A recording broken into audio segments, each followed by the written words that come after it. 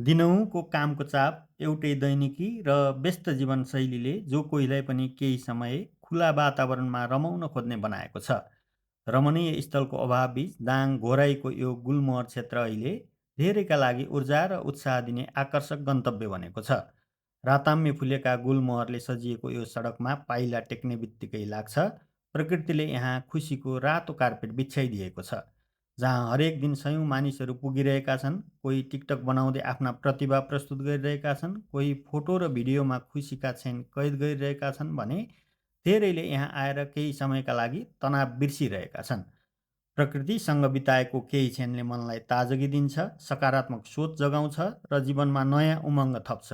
त्यसैले यो स्थल केवल घुम्ने ठाउँ मात्र नभई प्रेरणा, सिर्जना र खुसी साट्ने साझा थलो बन्दै गएको छ।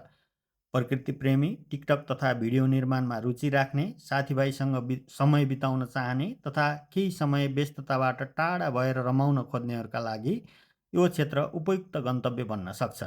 यदि तपाईँ पनि व्यस्तताबाट केही समय टाढा रहेर प्रकृतिसँग साक्षात्कार गर्न चाहनुहुन्छ भने गुलमोहरको यो सुन्दर छहारी तपाईँलाई स्वागत गर्न तयार छ।